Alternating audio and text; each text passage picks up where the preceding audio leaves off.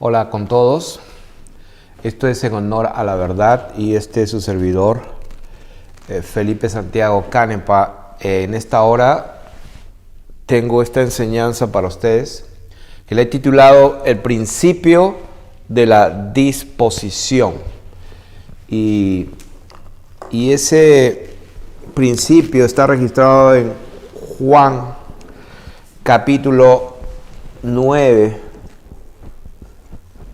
y versículo 39 y otros más. Pero voy a leer lo que dice Juan capítulo 9, versículo 39. Jesús dijo: para juicio he venido yo a este mundo, para que los que no ven, vean, y los que ven sean cegados.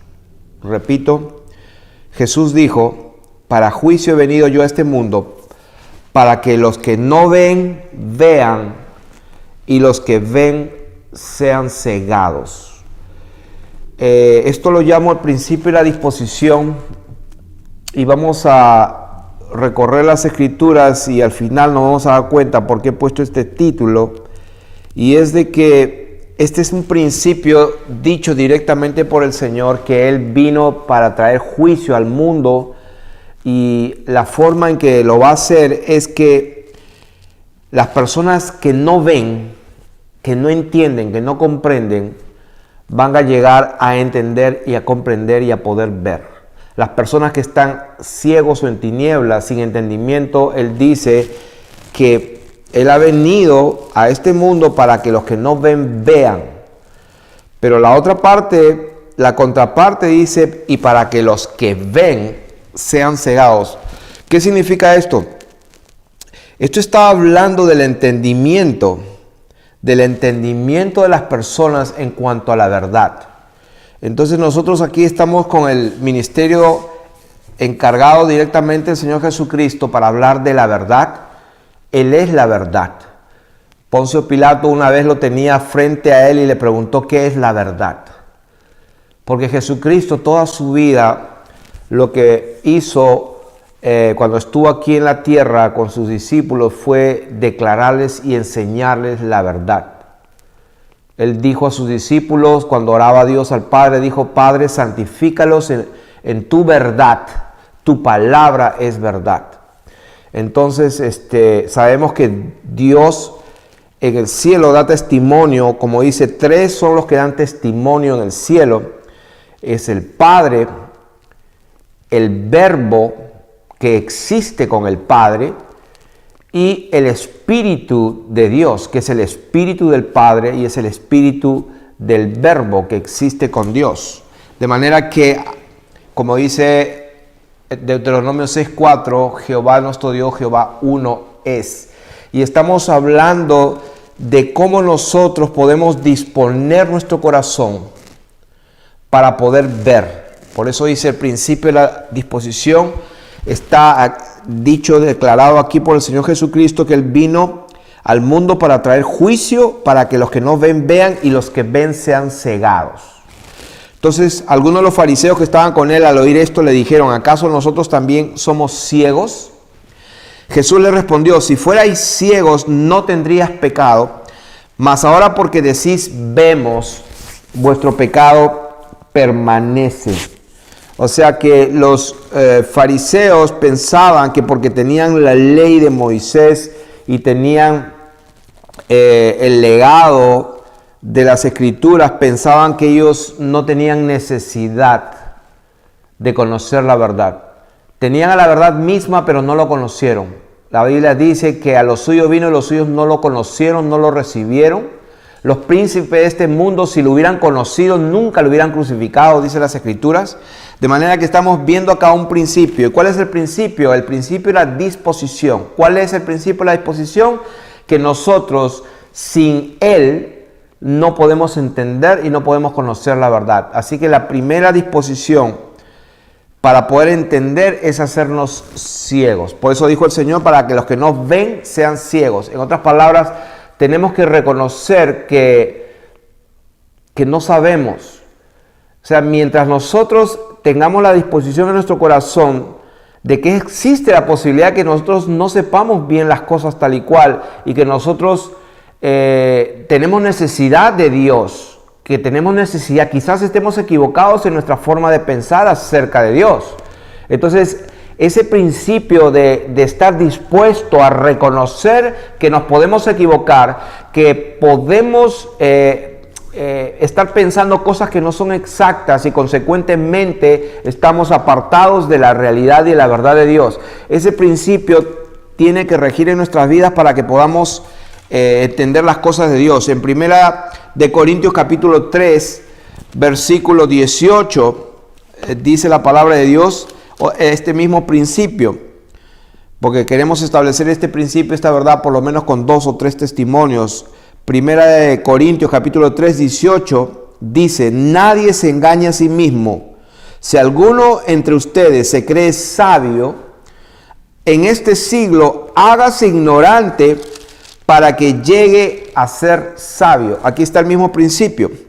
Si alguno en este mundo, en este siglo, se cree sabio, se cree que sabe, se cree que entiende, se cree que tiene la verdad, entonces el principio divino para recibir esa verdad es que nos hagamos ignorantes, para que en esa condición de ceguera y de necesidad espiritual, como dijo el Señor Jesucristo, bienaventurados los pobres, los que tienen una necesidad en el espíritu. Bienaventurados los mansos, los pobres de corazón, porque de ellos es el reino de los cielos. Los misterios del reino de los cielos están separados para los que le aman, dice la palabra. Cosa que ojo no vio, ni oído yo, ni han subido en corazón de hombre, dice, son las que Dios ha preparado para los que aman, en 1 Corintios capítulo 2. Pero dice la palabra que Dios nos la reveló a nosotros por el Espíritu de Dios. De manera que el principio de la disposición está ligado a una disposición de una necesidad de que Él nos enseñe y una condición de nuestro corazón de reconocer que podemos equivocarnos, que tenemos una necesidad de que Él nos enseñe, porque ciertamente muchos hablan de Dios, muchos van a las templos a escuchar de Dios, en la radio, en la televisión, en el internet. Mucha gente habla en el nombre de Dios, hay muchas religiones, y entonces si hay un solo Dios y una sola verdad, entonces ¿por qué hay tanta diversidad de opiniones y de interpretaciones? Por eso que el Señor Jesucristo dijo que Él vino para traer juicio, para que los que no ven vean y los que ven sean cegados. ¿Qué significa esto? Que nosotros debemos estar dispuestos a reconocer que no sabemos, que no entendemos a menos que Él nos enseñe, y tenemos que estar dispuestos a renunciar a lo que nosotros creemos que es la verdad. En el momento en que nosotros renunciamos a todo lo que creemos que es verdad, en ese momento nuestro corazón recién está dispuesto para recibir la verdad. Este es el principio que dijo el Señor, este es el principio que dijo Pablo en 1 Corintios 3:18, cuando dice: nadie se engaña a sí mismo. Si alguno entre ustedes se cree sabio en este siglo, hágase ignorante para que llegue a ser sabio. O sea, en otras palabras, hágase ignorante, no sabe, no entiende, para que pueda recién estar en disposición de que Dios le pueda enseñar la verdad. Porque dice: porque la sabiduría de este mundo es insensatez para con Dios. Pues escrito está: Él prende a los sabios en la astucia de ellos. Y otra vez, el Señor conoce los pensamientos de los sabios, que son vanos. Así que este es el principio de la disposición, y voy a dar otro versículo que está en Primera de Timoteo capítulo 6, versículo 3.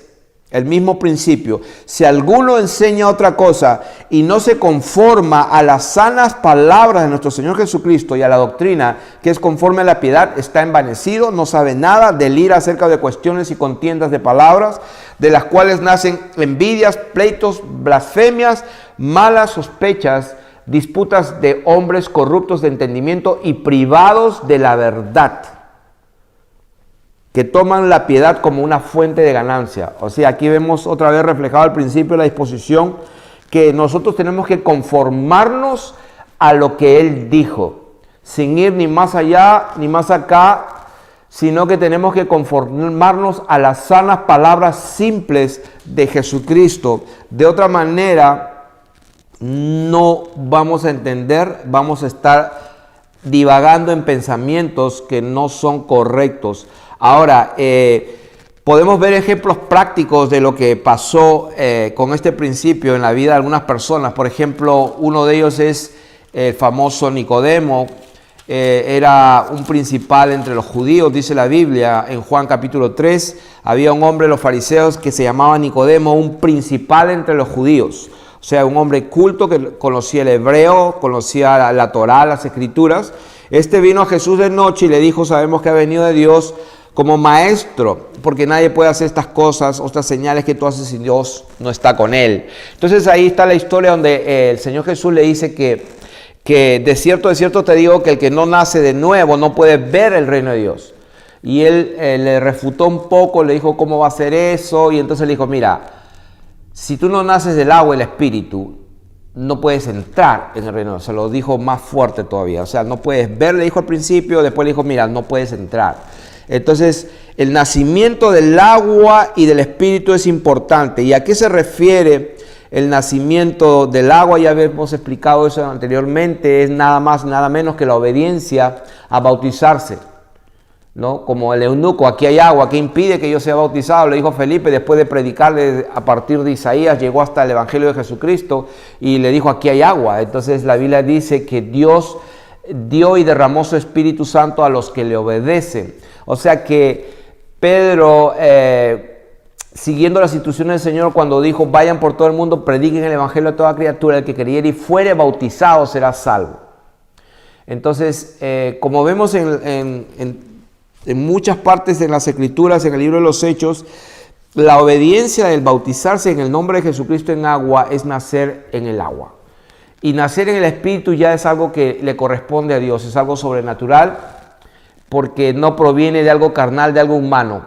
Ya somos nacidos de Dios y somos nacidos de Él por su simiente, por su progénis, y eso no depende de nosotros, porque es un milagro sobrenatural, porque Dios nos engendra. Dice que no somos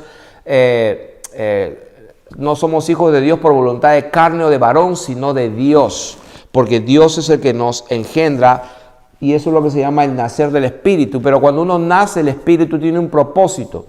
El Señor Jesucristo, en el libro de San Juan mismo, en el capítulo 20, me parece, versículo 22, el Señor Jesucristo le dice a sus discípulos, en el versículo 22, dice: habiendo dicho esto, sopló y les dijo: recibid el Espíritu Santo.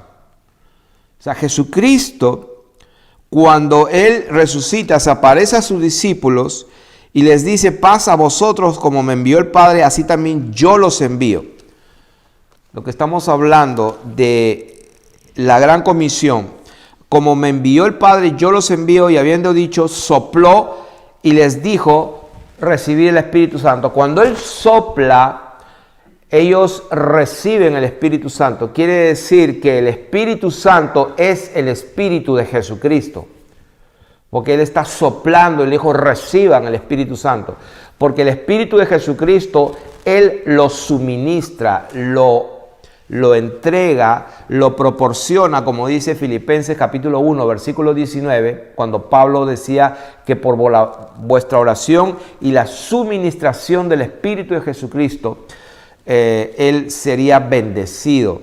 Entonces, estamos viendo acá que el principio de la disposición está en base a un corazón necesitado de Dios y dispuesto a renunciar a lo que tú crees que es correcto, a lo que tú crees que ya alcanzaste el entendimiento de una doctrina, de una enseñanza.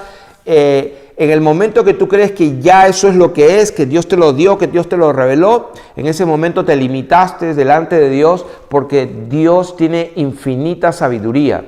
En Jesucristo están escondidos todos los tesoros de la sabiduría y del conocimiento.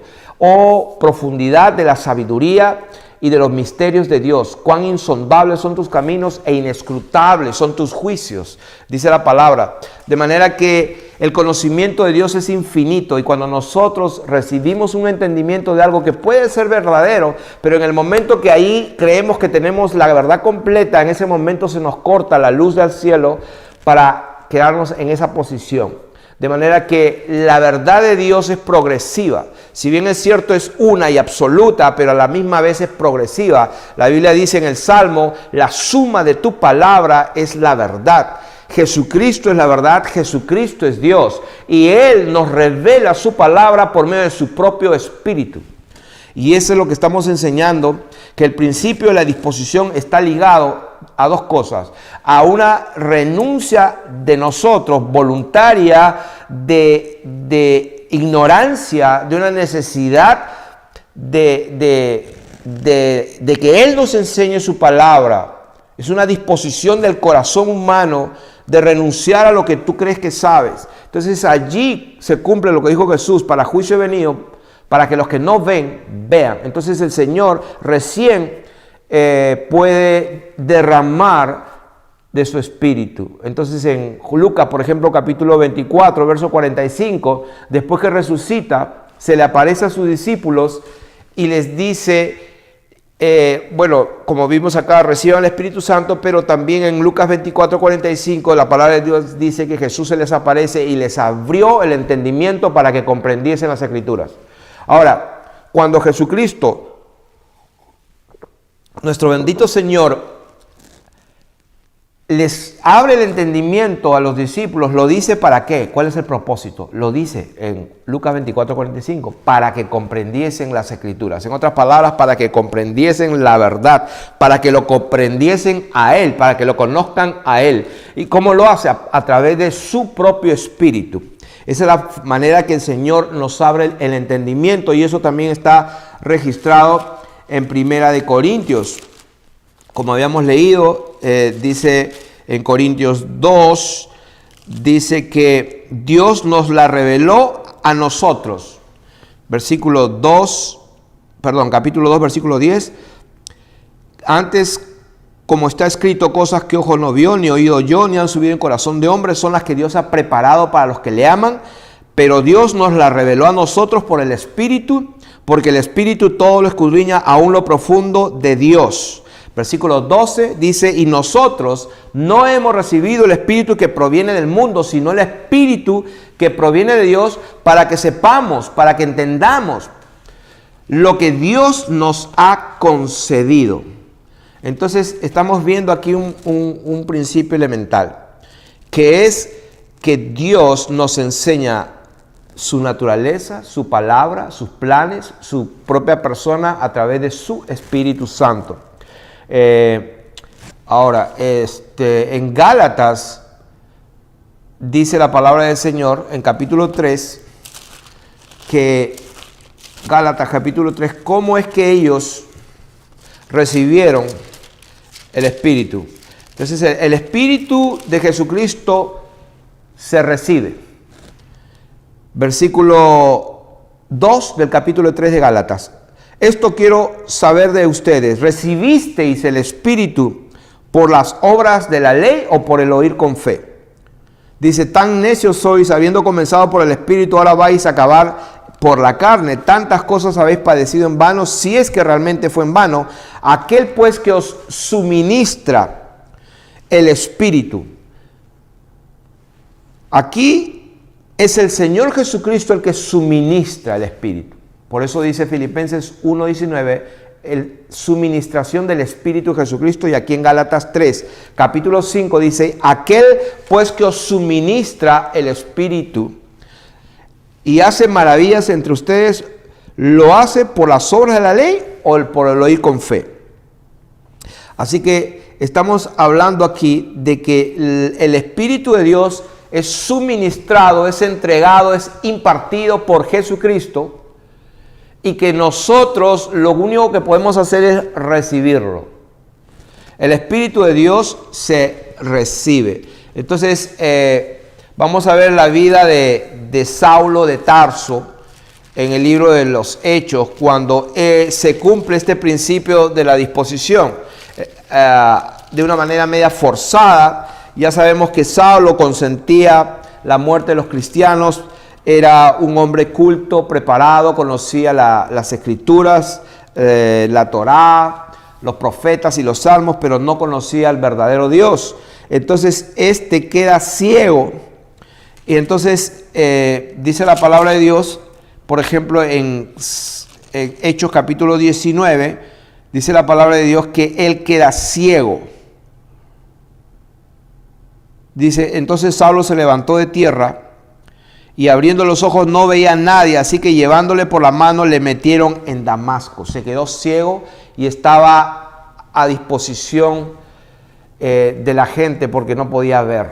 O sea, un hombre que tuvo Dios que humillarlo, dejarlo ciego literalmente, después que se encuentra con la verdad, esa verdad lo dejó ciego, en una total ceguera, y en ese nivel de ceguera, entonces su corazón se dispone para entender que aquel quien estaba persiguiendo era nada más ni nada menos que el Creador, el Señor Jesucristo, a quien él perseguía. Entonces cuando Dios ve que él se humilla, y en su ceguera, entonces él manda a un discípulo llamado Ananías, donde le dice a Ananías, hermano Pablo, el Señor Jesús que se te apareció en el camino por donde venías, me ha enviado para que recibas la vista y seas lleno del Espíritu Santo. Entonces al momento le cayeron de los ojos como escamas y recibió al instante la vista y levantándose fue bautizado en agua.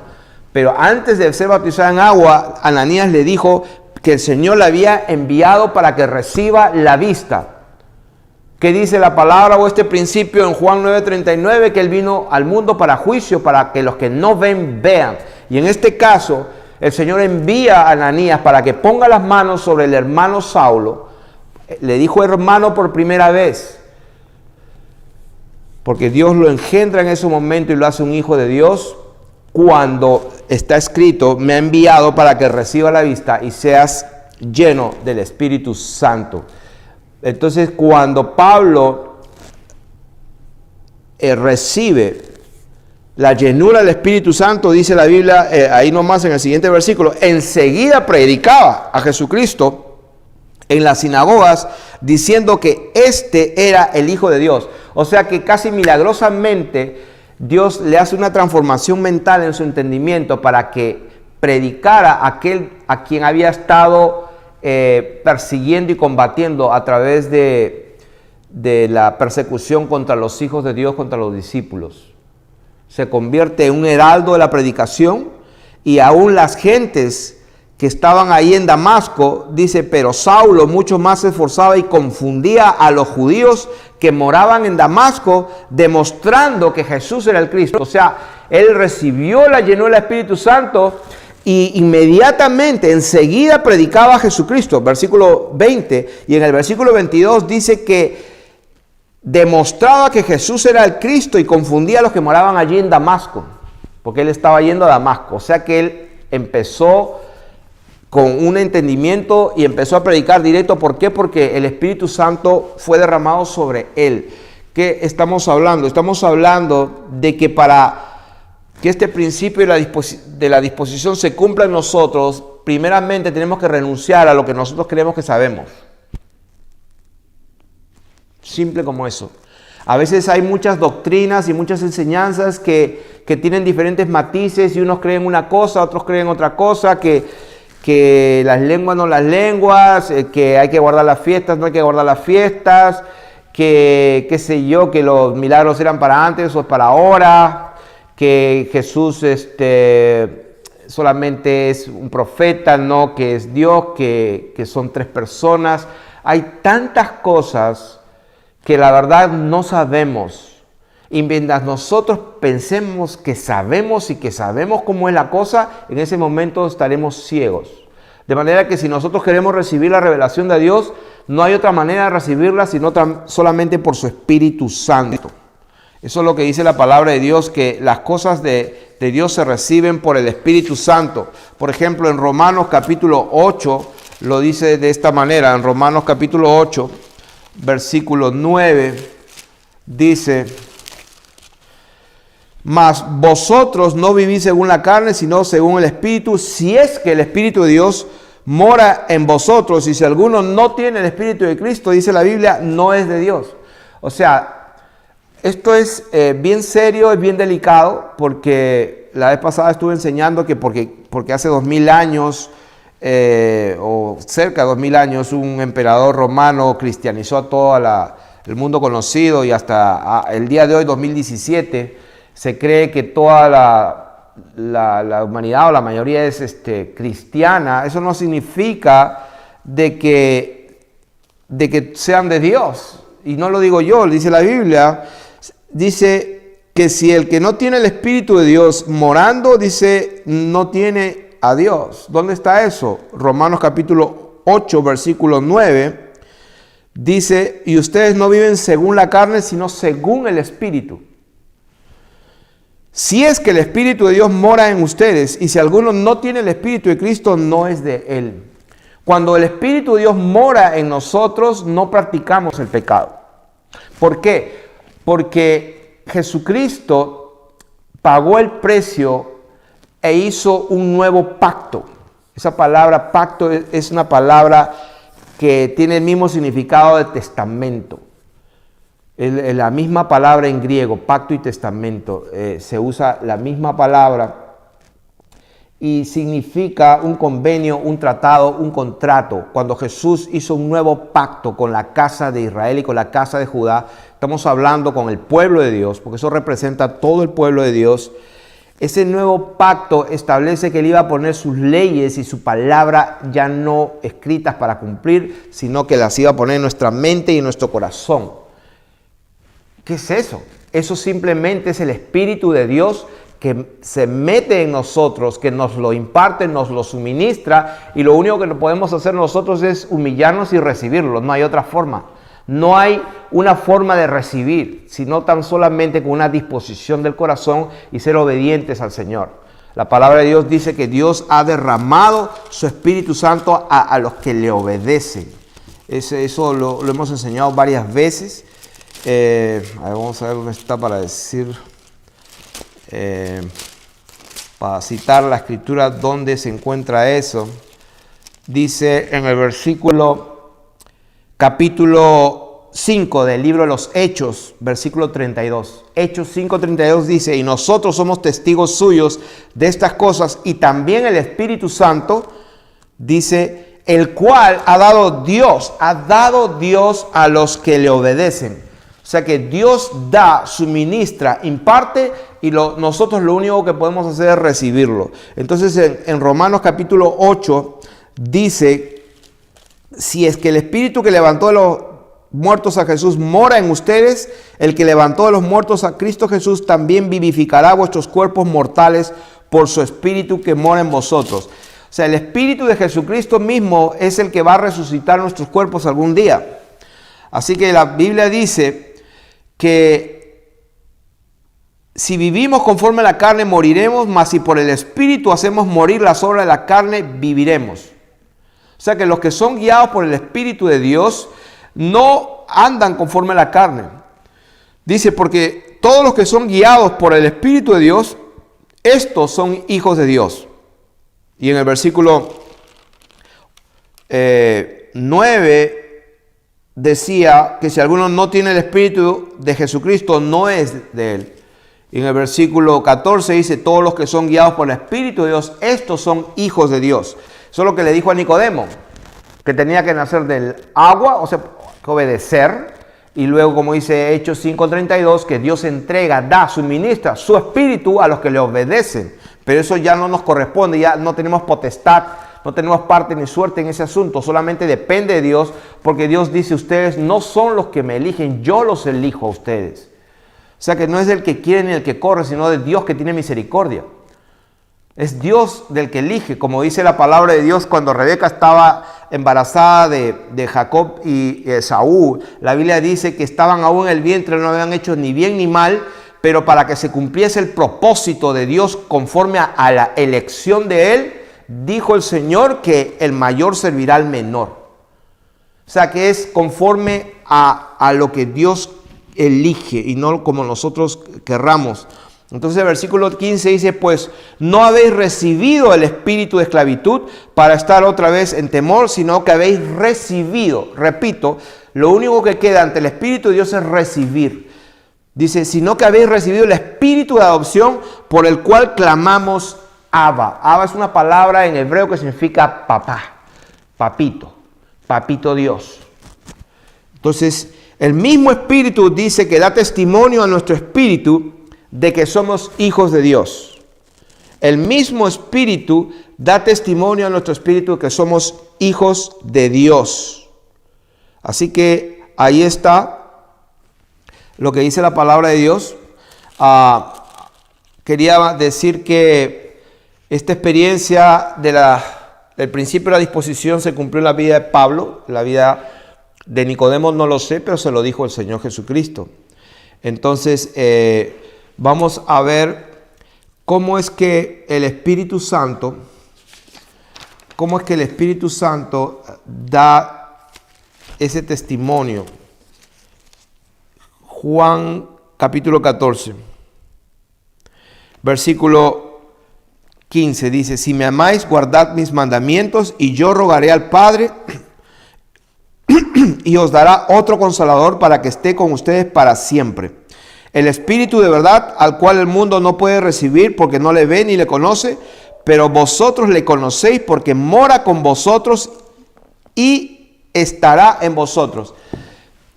Jesús le dijo a sus discípulos, mientras él estaba allí, todavía no había sido crucificado, él les dijo que él iba a enviar el Espíritu de verdad, al cual el mundo no puede recibir. Volvemos a encontrar esa palabra de recibir. El mundo no puede recibir. ¿Por qué? Porque no le ve, número uno, y no le conoce. No le ve ni le conoce ¿qué? No ve ni conoce aquel de quién es ese Espíritu. El Espíritu Santo no es nada más ni nada menos que el Espíritu Santo de Jesucristo. Por eso le dice, pero ustedes le conocen porque vive, está con ustedes. Era el Señor Jesús mismo que estaba con ellos. El versículo 18 le dice, pero no los dejaré huérfanos, vendré otra vez a ustedes. Entonces, esto va a ser un tema, una enseñanza para después acerca de quién es el Espíritu Santo. Y vamos a enseñar eso después en una enseñanza que se llama el Espíritu Santo de Jesucristo. Porque hemos enseñado muchas veces que Dios no son tres personas. Si fueran tres personas, entonces son tres dioses. En ninguna parte de las Escrituras la Biblia habla de que Dios es un Dios trino o Trinidad.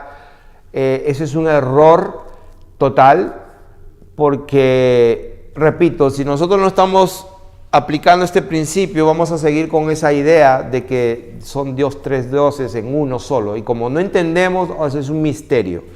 Entonces, el misterio, en la palabra griega musterión, no significa que es algo secreto que nunca se sabe. Misterio significa musterión y su definición significa un conocimiento retenido.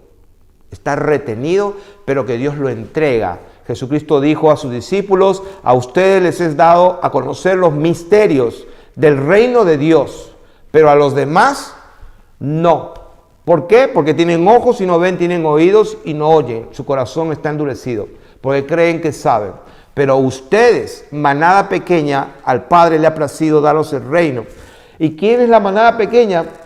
La manada pequeña somos los que escuchamos la voz del Señor Jesucristo y le seguimos y le creemos como niños. Él dijo, cuando puso un niño en medio de sus discípulos que se estaban peleando para saber quién era el mejor, Jesús puso un niño de 3, 4, 5 años y le dijo, si ustedes no se vuelven y aceptan el reino de Dios como este niño, no van a entrar en el reino de los cielos. Así que la palabra de Dios es simple, que un niño la puede entender. Y aquellos que creen que es muy profunda y muy difícil de entender, se equivocan. Dios es sumamente sabio, inteligentísimo, bueno y misericordioso para revelar su palabra, como dice, que Él preparó todas cosas lindas que nadie escuchó, ni vio, ni subió en el corazón de hombre, para los que le aman, pero que Él la revela por su Espíritu Santo. Entonces, vamos a dejar esto aquí para terminar. Entonces, estamos viendo de que el don de Dios, que es el Espíritu Santo, es necesario para poder entender a Dios mismo. El Espíritu de Dios, el mundo no le ve. Dice en Juan 14, 29 que el Espíritu Santo cuando Él lo entrega, es un suceso, es un acontecimiento. Juan 14, 29 dice, y ahora os lo he dicho antes que suceda, para que cuando suceda creáis. ¿De qué está hablando? ¿Qué suceso está hablando? Está hablando del suceso que dijo que Él no nos iba a dejar huérfanos, sino que Él vendría otra vez.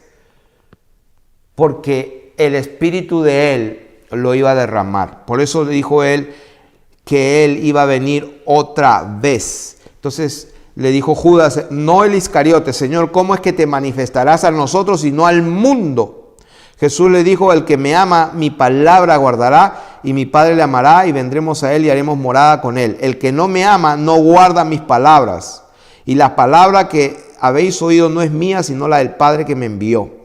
Os he dicho estas cosas estando con ustedes, mas el Paracleto, el Consolador, el Espíritu Santo, a quien el Padre enviará en mi nombre, Él os enseñará todas las cosas y os recordará todo lo que yo os he dicho. O sea que este es un tema que lo voy a estar enseñando después. Es muy importante que conozcamos quién es el Espíritu de Dios. Y vamos a aprender que el Espíritu de Dios, el Espíritu del Padre, no es nada más ni nada menos que el Espíritu Santo de Jesucristo.